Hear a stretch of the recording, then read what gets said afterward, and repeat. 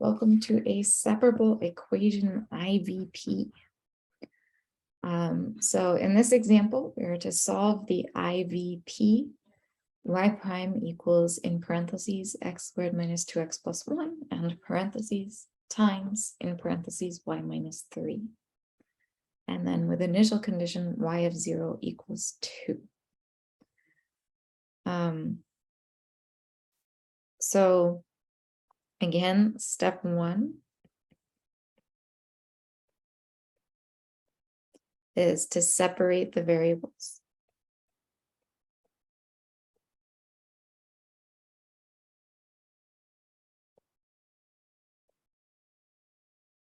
So we have y prime over y minus 3 is equal to x squared minus 2x plus 1.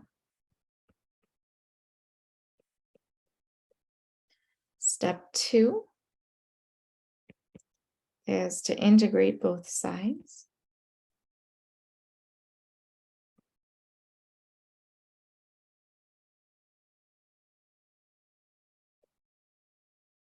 So on the left, we have the integral of 1 over y minus 3 times y prime dx is equal to the integral of x squared minus 2x plus 1 dx. That left-hand side is just the integral of 1 over y minus 3 dy. Right-hand side stays the same.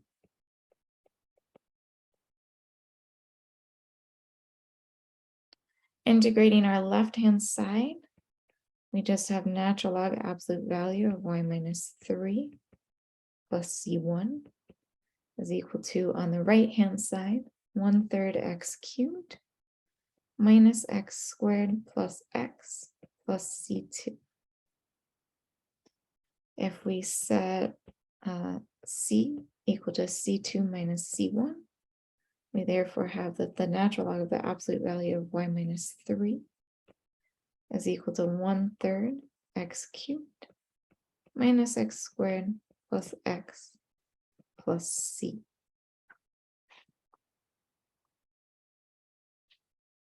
If we wanted to solve explicitly, so if we solve for y, we have absolute value of y minus 3 is e to the 1/3 x cubed minus x squared plus x plus c, all in the exponents. If we then set capital C as plus or minus e to the lowercase c, we wind up getting that y minus 3 is equal to capital C times e to the 1/3 x cubed minus x squared plus x, or y is equal to c e to the 1/3 x cubed minus x squared plus x, and then plus 3. Our step 3 is to solve for c to satisfy the initial condition.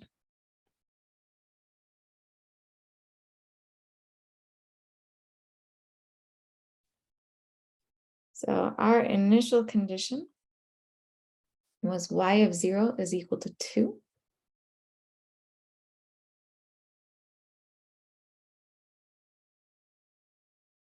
So we have y of 0 should be 2, should be the same as c times e to the 1/3 times 0 cubed minus 0 squared plus 0, and then plus 3. So that exponent on the e is simply 0. So we have 2 is equal to c e to the 0th plus 3, or 2 is equal to c plus 3. That means that c would have to be -1. So our final solution is that y is equal to negative e to the 1/3 x cubed minus x squared plus x, and then plus 3 outside of the exponent.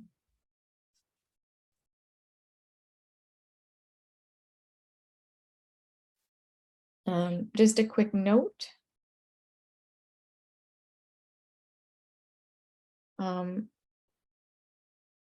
You can solve for c even if your solution is in implicit form.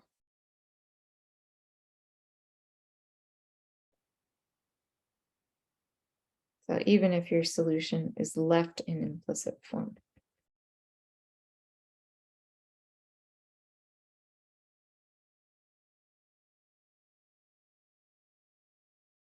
So it's not necessary to solve for the explicit solution, although if it's easy to, or although if it's simple to do so, it's recommended. So again, it's not necessary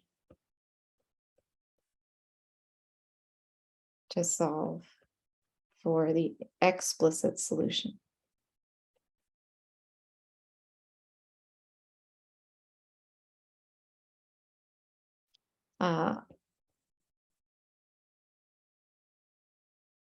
But again, it is recommended, or it is desirable if it's simple. So, but doing so is desirable.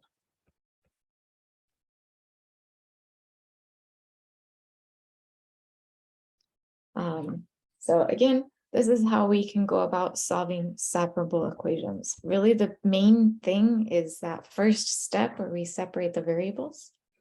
Once the variables are separated, then it's just basic integration on both sides.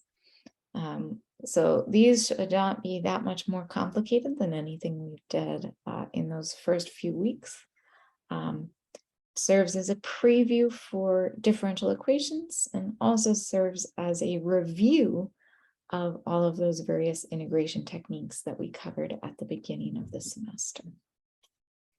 In the next videos, we will go ahead and take a look at first order linear differential equations.